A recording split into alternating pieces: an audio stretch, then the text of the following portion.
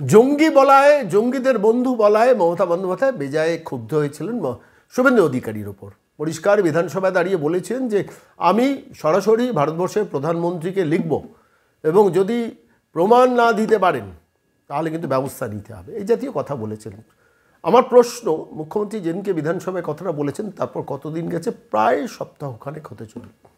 এখনও কি মুখ্যমন্ত্রী লেখার সময় পেয়েছেন নাকি ওটা কথার কথা? মুখ্যমন্ত্রী এরকম কথার কথা প্রায়ই বলেন, আজকে নতুন কিছু বলেছেন বলে মনে হয় না। কিন্তু মুখ্যমন্ত্রী প্রধানমন্ত্রীকে চিঠি লিখেছেন কি না সেটা জানার বড় কৌতূহল থাকলো, এবং সেই জানাটা ভীষণ জরুরি বাংলার মানুষের পক্ষে।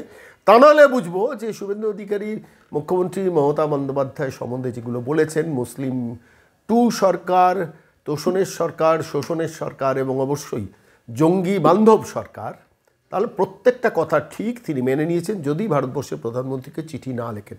আর ভারতবর্ষের প্রধানমন্ত্রীকে চিঠি লিখলে কি উত্তর পেয়েছেন সেটাও জানার আগ্রহ থাকবে। কিন্তু আজকে এই প্রতিবেদনে সন্ময় স্পিক্সে আপনাদের নিয়ে আসবো সেই মানুষটিকে যিনি উত্তরের মানুষ কিন্তু অত্যন্ত বলিষ্ঠ নেতৃত্ব দিচ্ছেন ইদানিংকালে, শঙ্কর ঘোষ। বিধানসভায় বিরোধী দলের এখন এই মুহূর্তে মনোজ টিগ্গা চলে যাওয়ার পর তিনি হচ্ছেন চিফ হুইপ। ফলত প্রচণ্ড বলিষ্ঠ কথাবার্তা বলেন, 4 বার বিধানসভা থেকে সাসপেন্ডেড হয়েছেন এবং একটা অসামান্য লড়াই লড়ছেন বিধানসভার ভেতরে। সংবাদ মাধ্যমে গিয়েও অসামান্য লড়াই লড়ছেন। ঠিক এই প্রশ্নগুলো, যে প্রশ্নগুলো নিয়ে এখন কথা বললাম, সেই প্রশ্নগুলো নিয়ে অসামান্য কিছু কথা বলেছেন টিভি টক শোতে বসে। আজকে সন্ময় স্পিক্সে শঙ্কর ঘোষের সেই টুকরো টুকরো বক্তব্যগুলো শুনবো। সেখানটাই একই কথা যে মুসলিম লীগ টু সরকার, তোষণের সরকার, সরাসরি রেড রোডে চলে যান নামাজের অনুষ্ঠানে, সমস্ত বিষয়গুলো ঘুরে ফিরে এসছে, যেগুলো আজকের দিনে বাংলার খুব প্রাসঙ্গিক বিষয়। আমরা সবাই সেগুলো নিয়ে আলোচনা করি না, কিন্তু শঙ্কর ঘোষ একদম টিভির টক শোতে সুমনদের প্রশ্নের উত্তরে কতগুলো খুব গুরুত্বপূর্ণ তথ্য তুলে ধরেছেন। আমার মনে হলো আজকের এই প্রতিবেদনে শঙ্কর ঘোষের সেই বক্তব্যগুলো শোনাবো। প্রথম কথা হচ্ছে, এই রাজ্যের মুখ্যমন্ত্রী যে পাপ করেছে সেই পাপের ফল ভোগবার জন্য ওনাকে প্রস্তুত হওয়ার কথা আমি আজকে এখান থেকে বলে যাচ্ছি এই কারণে যে আজকের যে বাংলার এই পরিস্থিতি তৈরি হয়েছে তার জন্য এক এবং একমাত্র দায়ী হচ্ছে মুখ্যমন্ত্রী মমতা ব্যানার্জি। সুমনদা, তোমাদের তো আর্কাইভ আছে, কি বলেছিল? যারা দুধ দেয় তাদের লাথি খেতে আমি প্রস্তুত।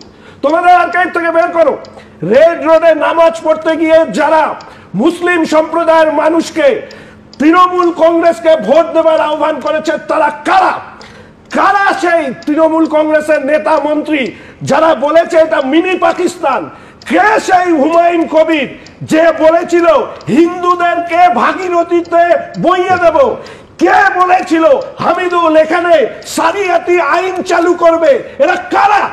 আজকের দিনে দাঁড়িয়ে এটা কি তুমি মানবে যে অর্ণব যেটা বলেছে একেবারে সঠিক? এই যতগুলো কুবাক্য, যতগুলো একেবারে সাম্প্রদায়িক ধর্মীয় কট্টর শব্দ আসে তত বিজেপি শক্তিশালী হয়।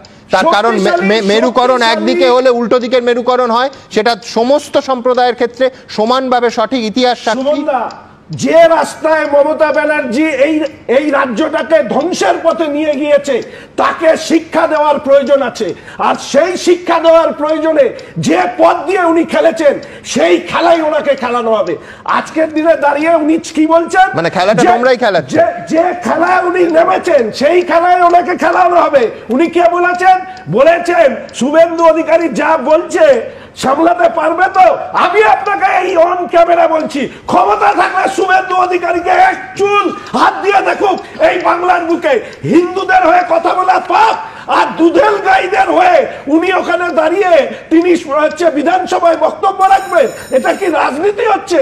আজকের দিনে দাঁড়িয়ে উনি বলুন যে হুমায়ুন কবির সম্পর্কে ওনার বক্তব্য কি? যখন ফিরহাদ হাকিম সাহেব একদম, উনি কি মন্ত্রী ওই বিধানসভার ভেতরে আর বাইরে উনি মন্ত্রী থাকেন না? ধর্মনিরপেক্ষ সংবিধানের শপথ নিয়ে বলছেন ধর্মান্তকরণ করো, ধর্মান্তকরণ করে কাফেরদেরকে। স্যার, আপনি হিন্দু আমি শুধু একটা সাধারণ কথা বলি, আপনি মদন মিত্র সাহেবের কথা জানেন তো? হ্যাঁ, একজন বিধায়ক, প্রাক্তন মন্ত্রী, বলছে এই রাজ্যের মন্ত্রিসভায় 10 কোটি 20 কোটি টাকার বিনিময়ে মন্ত্রী হওয়া যায়, আর সেই মন্ত্রী পরিষদের যিনি নেতা তিনি হচ্ছেন মুখ্যমন্ত্রী। সেই মুখ্যমন্ত্রীর প্রতি আপনার ঘেন্না তৈরি হবে কি হবে না? একজন সুন্দর উনি নাটক করেন না, সত্যি কথা, মানে সাজিয়ে রাখার মতন। উনি মুখ্যমন্ত্রী হিসেবে বলেছিলেন বিরোধীদের মুখে সেলো টেপ লাগিয়ে রাখার কথা, একটু কাইন্ডলি একটু দেখান। দ্বিতীয় হচ্ছে, যখন বিরোধী ছিলেন, সদস্য না হলেও বিরোধী বিধানসভা ভাঙচুর করেছেন। এবার যখন শাসক হলেন, প্রথমে আমার পাশেই সায়নদীপ আছে, সেই সময় গৌরাঙ্গ চ্যাটার্জি দেবলীনা হেমব্রমদেরকে পেটালেন, তারপরের বার আব্দুল মান্নানকে পেটালেন, তারপরের বার পেটালেন মনোজ তিগ্গা থেকে শুরু করে নরহরি মাহাতোকে, আর নাটক করে বলছেন উনি নাকি গণতন্ত্রে বিরোধীদের স্পেস। বলতে গেলেই মাইক অফ করে দেয়। 3 বার সাসপেন্ড করেছে আমাকে, শুভেন্দু দাকে 4 বার, এবং সাসপেনশনের সময় এত এমন হাস্যকর।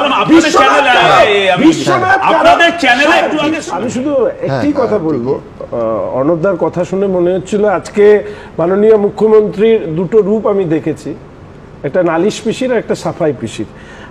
অর্ণবদাও তাই সাফাই দেওয়ার চেষ্টা করছেন, দুর্বলতাগুলো ঢাকার চেষ্টা করবেন ইত্যাদি ইত্যাদি। সমস্যাটা কোথায়? সমস্যাটা হচ্ছে যে নেতা মন্ত্রীরা পুলিশ সম্পর্কে অভিযোগ করছে যে এ তো অমুক মন্ত্রীর বাজার করে দেন, এ তো অমুক মন্ত্রীর দারোয়ানগিরি করেন। এই যখন পুলিশের সহযোগে অভিযোগ, তৃণমূলের কাউন্সিলর দাঁড়িয়ে বলছেন যে বটতলা থানা সম্পর্কে যত কম বলা যায় তত ভালো। স্বাভাবিক।